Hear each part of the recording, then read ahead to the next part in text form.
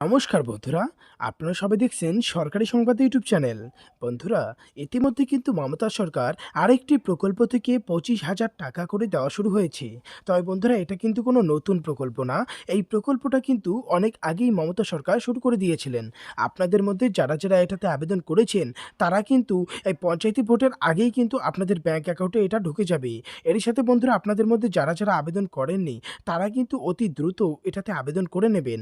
আর এটাতে আবেদন করার জন্য আপনারা কিভাবে আবেদন করবেন, কি কাগজপত্র লাগবে, কোথায় কি প্রসিডিউর আছে, কি শর্ত মানতে হবে, সবকিছুই কিন্তু টোটালটাই কিন্তু আপনাদের সাজিয়ে গুছিয়ে বলে দেব। তো অবশ্যই কিন্তু বন্ধুরা, ভিডিওটিকে একদম শেষ পর্যন্ত দেখবেন। তো বন্ধুরা, এখানে দেখুন, প্রথমেই হেডলাইনে বড় করে বলা হয়েছে যে মুখ্যমন্ত্রীর বিরাট বড় ঘোষণা।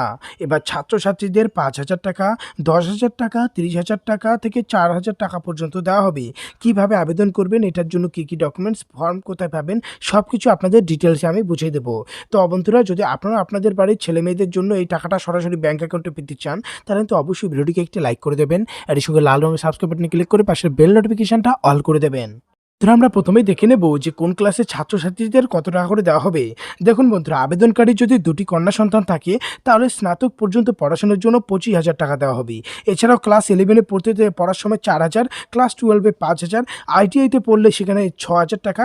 এছাড়াও বন্ধুরা, স্নাতক স্তরে যদি কলা, বাণিজ্য, বিজ্ঞান এসব নিয়ে পড়ে, সেক্ষেত্রে ৬,০০০ টাকা। এছাড়াও বন্ধুরা, পলিটেকনিক পড়লে ১০,০০০, আর ডাক্তারি, ইঞ্জিনিয়ারিং নিয়ে পড়তে থাকলে ৩০,০০০ টাকা পর্যন্ত দেওয়া হবে। প্রথমে আমরা দেখে নিই আবেদন করার জন্য কি ডকুমেন্টস লাগবে। এটার জন্য বন্ধুরা, আপনার ভোটার কার্ড, আধার কার্ড, ব্যাংক অ্যাকাউন্টের জেরক্স কপি, পাসপোর্ট সাইজের ছবি আর লেবার কার্ডটা কিন্তু অবশ্যই থাকতে হবে। বন্ধুরা, যাকে আপনি নমিনি রাখবেন, নমিনার ভোটার কার্ড, আধার কার্ড আর ব্যাংক অ্যাকাউন্টের জেরক্স কপি কিন্তু থাকতে হবে। এবারে কথা হচ্ছে, পরিবারের অন্যান্য সদস্যের বয়সের প্রমাণপত্রটাও দিতে হবে।